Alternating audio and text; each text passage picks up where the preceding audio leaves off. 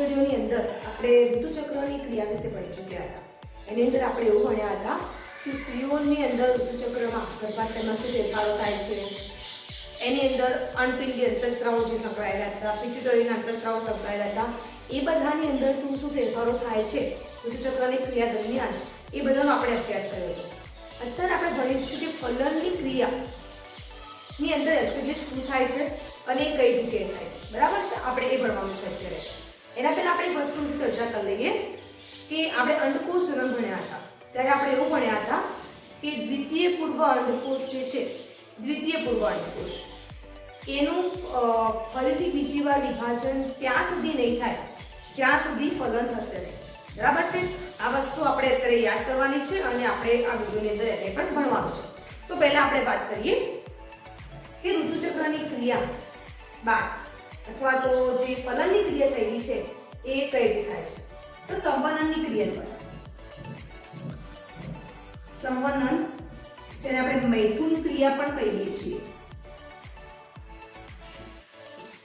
સંવનનની ક્રિયા અથવા તો મૈથુનની ક્રિયા, મૈથુન ક્રિયા આની અંદર શું થાય છે કે જે પુરુષ હોય છે કે મેલ જે હોય છે એ પોતે પોતાનો જે વીર્ય છે એ શિશ્ન દ્વારા માદા જે હશે એના યોનિ માર્ગમાં ઠાલવે છે. યાદ રાખજો, જે મેલ કેન્ડિડેટ એટલે કે પુરુષ જે છે કે નર જે છે એ શિશ્ન દ્વારા જે વીર્ય છે એ ક્યાં ઠાલવે છે? તો જે સ્ત્રી છે એના યોનિ માર્ગમાં ઠાલવે છે. ઓકે, આપણે યાદ રાખીશું વીર્ય વિશે. તો વીર્યની અંદર આપણે એવું ભણ્યા હતા કે શુક્રાશય રસ પ્લસ એની સાથે જો શુક્રકોષોમાં હશે તો એને આપણે વીર્ય તરીકે ઓળખીશું. અને વીર્ય જે પુરુષ છે એ શિશ્ન દ્વારા યોનિ માર્ગમાં ઠાલવે છે સ્ત્રીના, તો એ ક્રિયાને આપણે સંવનનની ક્રિયા અથવા મૈથુન ક્રિયા તરીકે ઓળખીશું. હવે વાત કરી કે એકવાર આ જે શુક્રકોષો છે એ સ્ત્રીના યોનિ માર્ગમાં પહોંચી જાય એના પછી ઓકે, તમે થોડાક સ્ત્રીના યોનિથી આપણે એક રેખાકૃત આકૃતિ જોઈ લઈશું. રેખાકૃત આકૃતિ હું ત્યારે ખાલી સ્કેચ રીતે ડ્રો કરું છું, એની આકૃતિ પહેલા આપણે ભણી ચૂક્યા છીએ. ફોર એક્ઝામ્પલ, આ સ્ત્રીનું જે ગર્ભાશયનો ભાગ હતો અને આ છે એનો યોનિ માર્ગ.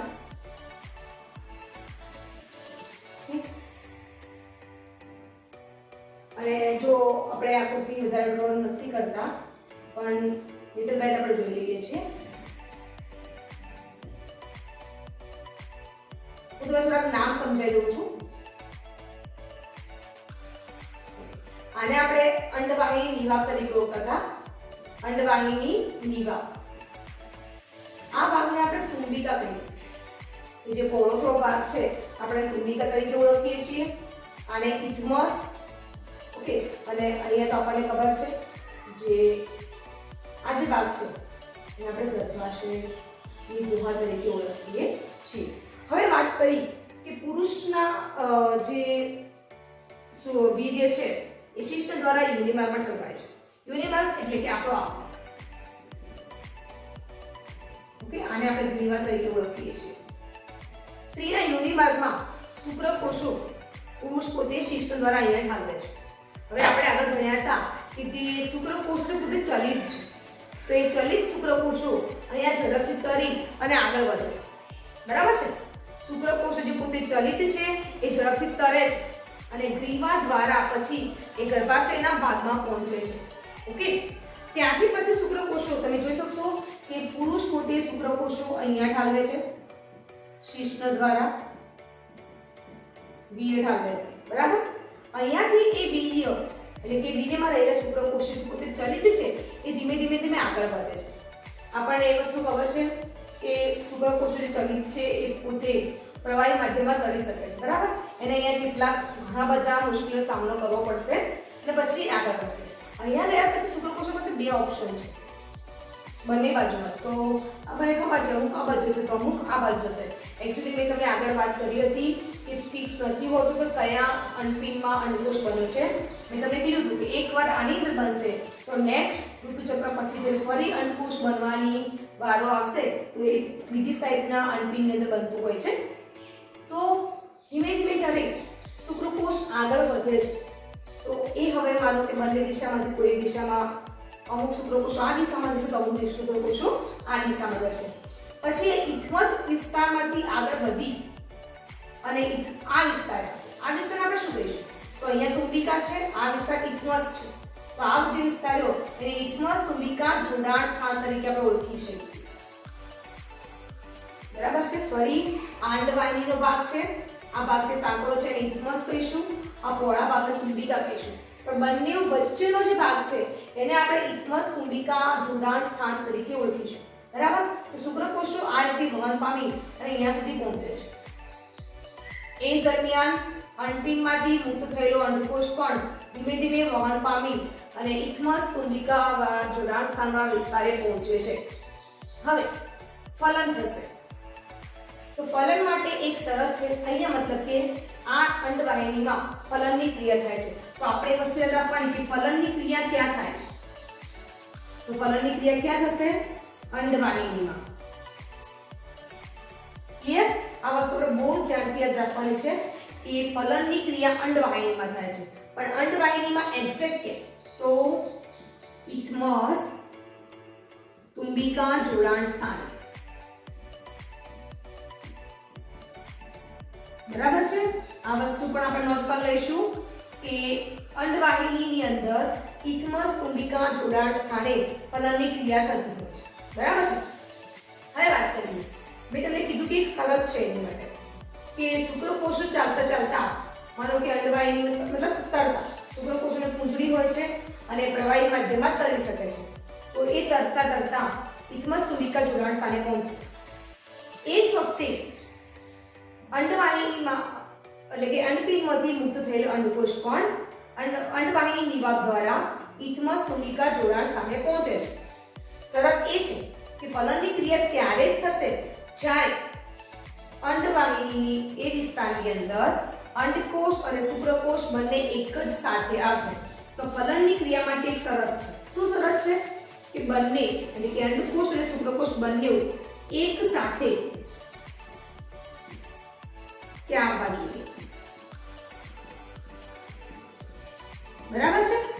અંડકોષ અને શુક્રકોષ બંને એક જ સાથે જો ઇથમસ તુંબિકા જોડાણ સ્થાન વિસ્તારે આવશે તો જ ફલનની ક્રિયા થશે અથવા ફલનની ક્રિયા થશે નહીં. તો આ વસ્તુ આપણે બહુ ધ્યાન રાખવાનું છે. એના પછીની વાત કરીએ આપણે કે એકવાર બંને ત્યાં પહોંચી જાય છે તો ફલનની ક્રિયા થઈ અને ફલિતાંડ બને છે. આ વસ્તુ આપણે ધ્યાન રાખીશું. મેં તમને એક વાત કરી અહીંયા કે બંને એક સાથે ત્યાં આવવા જોઈએ. જો બંને એક સાથે નહીં આવે તો ફલનની ક્રિયા થશે નહીં. અને આ જ કારણસર ઘણી બધી વાર ગર્ભધારણ અને જે ફલન થવાની ક્રિયા છે એ થતું નથી. બરાબર છે. આ જ કારણસર કે ઘણી બધી વાર સંવનનની ક્રિયા થતી હોવા છતાં પણ આનું રિઝલ્ટ ગર્ભધારણ હોતું નથી. એનું કારણ છે કે જે અંડકોષ છે અને જે શુક્રકોષ છે બંને એક સાથે જો ઇથમસ તુંબિકા વાળા વિસ્તારે પહોંચશે નહીં તો ગર્ભધારણમાં પરિણમશે નહીં. તો આ વસ્તુ આપણે યાદ રાખીશું કે ફલનની ક્રિયા થવા માટે શુક્રકોષ અને અંડકોષ બંને એક જ સાથે ઇથમસ તુંબિકા જોડાણ સ્થાને પહોંચવા જોઈએ, નહીતર ફલનની ક્રિયા થશે નહીં. તો હવે આપણે વાત કરીએ આના પરથી. હવે આ પોઈન્ટ તો આપણે ભણી ચૂક્યા. નેક્સ્ટ પોઈન્ટ ભણીએ કે માનો કે ફલનની ક્રિયા થાય છે તો શું થાય છે. ઓકે, તો આપણે વાત કરીએ કે સૌપ્રથમ જ્યારે અંડકોષ અને શુક્રકોષ બંને ઇથમસ તુંબિકા જોડાણ સ્થાનવાળા વિસ્તારે પહોંચશે તો એ દરમિયાન એની અંદર કે અંડકોષની અંદર શું ફેરફારો થશે. પહેલા તો વાત કરીએ કે શુક્રકોષ અને અંડકોષ ફલનની ક્રિયા એટલે શું કહેવાય એની પર વાત કરીએ. તો શુક્રકોષ અને અંડકોષ ના જોડાણની ક્રિયા, શુક્રકોષ અને અંડકોષના જોડાણની ક્રિયા ઇટ મીન્સ ફલન. ફલનની ક્રિયા એટલે શું? તો શુક્રકોષ અને અંડકોષના જોડાણની ક્રિયા. હવે વાત કરવાની ફલન દરમિયાન શુક્રકોષ જે છે એ અંડકોષના સંપર્કમાં આવશે. મેં તમને કીધું કે શુક્રકોષ અને અંડકોષનું જોડાણ થશે તો જ આપણે એને ફલનની ક્રિયા તરીકે ઓળખીશું. તો ફલનની ક્રિયા દરમિયાન જે શુક્રકોષ છે એ અંડકોષના સંપર્કમાં ઓબ્વિયસલી આવશે, પણ અંડકોષની વાત કરીએ આપણે તો આપણે આગળ ભણી ચૂક્યા હતા કે અંડકોષની આજુબાજુ એક આવરણ આવેલું હોય છે જેને આપણે ઝોના પેલ્યુસિડા તરીકે ઓળખીએ છીએ, રાઈટ? તો એ જે આવરણ છે, લાઈક આ અંડકોષ છે અને એની બાજુનું જે આવરણ છે એને આપણે ઝોના પેલ્યુસિડા તરીકે ઓળખીશું.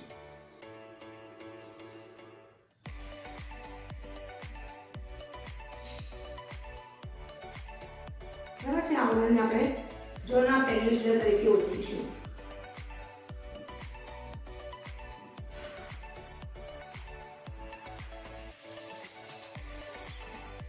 ઓકે, આ અંડકોષની આકૃતિ છે અને જે બહારનો ભાગ છે આપણે એને ઝોના પેલ્યુસિડા તરીકે ઓળખીશું. તો ફલન દરમિયાન જ્યારે શુક્રકોષ જે છે એ અંડકોષના ઝોના પેલ્યુસિડાના સંપર્કમાં આવશે ત્યારે શું થશે?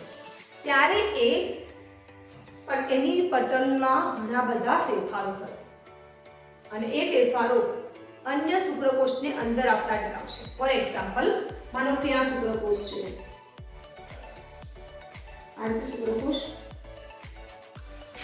મેં તમને આગળ પણ એક વાત કરી હતી કે શુક્રકોષોની સંખ્યા બહુ જ વધારે હશે જ્યારે અંડકોષની સંખ્યા 1 ની જ માત્રામાં હશે. માનો કે આ રીતે ઘણા બધા શુક્રકોષો અંડકોષની આજુબાજુ ઘેરાઈ ગયા છે. તો માનો કે આ એક શુક્રકોષ છે જે ઝોના પેલ્યુસિડા સંપર્કમાં આવી ગયો છે. તમે જોઈ શકો છો આ જે શુક્રકોષ જે છે એ ઝોના પેલ્યુસિડાના સંપર્કમાં આવી ચૂક્યો છે. તો એના પરિણામે આ શુક્રકોષના શુક્રાગ્રમાં રહેલા કેટલાક ઘટકો જેની આપણે વાત કરી હતી, હાયલુરોનિડેઝ જેવા ઘટકોની, એ બધા ઘટકો અને ઉત્સેચકોના આધારે આ પટલની અંદર ઘણા બધા ફેરફારો જોવા મળશે અને એ ફેરફારને આધારે બીજો કોઈ શુક્રકોષ આ પટલની અંદર પ્રવેશ શકશે નહીં. એટલે કે જ્યારે એક શુક્રકોષ આ પટલમાં પસાર થઈ જાય છે એના પછી અન્ય શુક્રકોષ ત્યાં પ્રવેશી શકતો નથી. બરાબર છે? એનું કારણ એ છે કે આ જે કોષરસ સ્તર છે અને આ પેલ્યુસિડાનું આવરણ છે બંને બધું દૂર થઈ જાય છે. બંને એવું એકબીજાથી દૂર થઈ જાય છે. આની વાત આપણે થોડા આગળ ટોપિકની અંદર કરીશું, નેક્સ્ટ વિડીયોની અંદર કરીશું. તો આટલી વસ્તુ ખબર પડી ગઈ કે જ્યારે શુક્રકોષ ઝોના પેલ્યુસિડાના સંપર્કમાં આવશે ત્યારે શું થશે?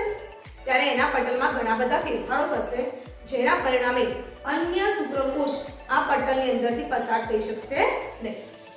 ફક્ત એક વસ્તુ યાદ રાખવાનું છે આપણે, ફક્ત એક જ શુક્રકોષ આપણા એક અંડકોષને ફલિત કરી શકે છે. એક જ શુક્રકોષ એક અંડકોષને ફલિત કરે છે. આ વસ્તુ આપણે યાદ રાખીશું કે ફક્ત એક શુક્રકોષ એક અંડકોષને ફલિત કરે.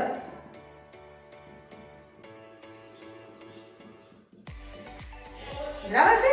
તો હવે વાત કરીએ કે શુક્રાગ્ર. મેં તમને જ્યારે શુક્રકોષની રચનાની આપણે વાત કરતા હતા, ભણતા હતા, ત્યારે મેં તમને સમજાવ્યું કે શુક્રકોષનો સૌથી આગળનો ભાગ જેને આપણે શુક્રાગ્ર તરીકે ઓળખીએ છીએ અને એ શુક્રાગ્ર વિશિષ્ટ પ્રકારના ઉત્સવ ધરાવે છે જેનું નામ મેં તમને કીધું હાયલ્યુરોનિડેઝ, જેનું મેન્શન આપણે ચોપડીમાં નથી પણ આપણે નામ યાદ રાખીશું. એ હાયલ્યુરોનિડેઝ જે છે એનો સ્ત્રાવ શુક્રકોષને અંડકોષની અંદર પ્રવેશ કરાવશે. તો કઈ રીતે? તો જ્યારે શુક્રકોષનો સૌથી આગળનો ભાગ શુક્રાગ્ર રહ્યો એ સ્ત્રાવ કરશે જેથી કરીને આ કોષરસ પટલ છે અને મતલબ કે શુક્રકોષનું જે કોષરસ પટલ છે અને ઝોના પેલ્યુસિડા છે એને પસાર થઈ અને કોષરસમાં પ્રવેશ આપે છે. એટલે કે જે શુક્રકોષ રહ્યો આ રહ્યો એના શુક્રાગ્રમાં વિશિષ્ટ પ્રકારનો ઉત્સેચક જે છે તેનું નામ છે હાયલ્યુરોનિડેઝ, જેનો અહીંયા સ્ત્રાવ કરશે જેથી કરીને ઝોના પેલ્યુસિડા અને કોષરસ પટલમાંથી પસાર થઈ અને એ કોષરસમાં પ્રવેશે છે. એના મારફતે એ કોષરસમાં પ્રવેશ પામે છે. આ દરમિયાન જ્યારે શુક્રકોષ અંદર એન્ટર થશે, કોની અંદર? અંડકોષના કોષરસની અંદર, ત્યારે દ્વિતીય પૂર્વ અંડકોષ આપણે આગળ ભણી ચૂક્યા હતા, દ્વિતીય પૂર્વ અંડકોષ જેનું દ્વિતીય અર્ધીકરણ થશે અને બે અસમાન કોષોનું નિર્માણ થશે. આ જે છે નાનો એને આપણે કહીશું દ્વિતીય ધ્રુવકાય અને આ જે મોટો છે એને આપણે અંડકોષ તરીકે ઓળખીએ છીએ, જેની ચર્ચા આપણે અંડકોષ જનનના ટોપિકમાં કરી હતી. એના વિડીયોમાં આપણે ભણી ચૂક્યા હતા. જો કોઈને ડાઉટ હોય આ પોઈન્ટમાં તો ફરી તમારે અંડકોષ જનન વાળો પોઈન્ટ જોઈ લેવાનો એકવાર, જેથી કરીને આપણને ક્લિયર થઈ જાય. ઓકે, તો આ દરમિયાન દ્વિતીય પૂર્વ અંડકોષનું વિભાજન થશે, એટલે કે અર્ધીકરણની ક્રિયા થશે. અને એ અર્ધીકરણ 2 હોય છે, આપણે દ્વિતીય અર્ધીકરણ મેં અહીંયા લખ્યું છે. અને એના મારફતે બે અસમાન કોષો ઉત્પન્ન થશે. એકનું નામ છે દ્વિતીય ધ્રુવકાય અને જે મોટું છે એનું નામ છે અંડકોષ, જે પોતે એકકીય હશે, એન હશે પોતે. બરાબર છે. આપણને ખબર છે કે જન્યુઓ હંમેશા એકકીય જ હોય છે. હવે એના પછી શું થશે કે આ જ્યારે દ્વિતીય અર્ધીકરણ પૂર્ણ થાય કે તરત જ શુક્રકોષની અંદર રહેલું એકકીય કોષ કેન્દ્ર, મતલબ કે જે દ્વિતીય અર્ધીકરણ પૂર્ણ થશે એટલે આ છે શુક્રકોષ, જેના અંદર રહેલો એકકીય કોષ કેન્દ્ર જે પોતે એન છે, અને આ છે અંડકોષ જેના અંદર પણ રહેલું છે એકકીય કોષ કેન્દ્ર. એટલે કે શુક્રકોષનું એકકીય કોષ કેન્દ્ર અને અંડકોષનું એકકીય કોષ કેન્દ્ર બે ભેગા મળી આ રીતે થશે ક્રિયા. અને દ્વિતીય ફલિતાંડ બનશે, જેને આપણે 2n કહીશું. બરાબર છે. તો શુક્રકોષનું એકકીય કોષ કેન્દ્ર અને અંડકોષનું એકકીય કોષ કેન્દ્ર ભેગા મળી દ્વિતીય ફલિતાંડ બનાવે છે. તો આ આખી ક્રિયા થઈ કે ફલનની ક્રિયા કઈ રીતે જોવા મળે છે અને કઈ રીતે થાય છે. તો આપણે આ પોઈન્ટ છે ફલનની ક્રિયા. Okay, thank you. નેક્સ્ટ વિડીયોમાં આપણે ગર્ભધારણની ચર્ચા કરીશું અને ગર્ભ વિકાસ ચર્ચા કરીશું.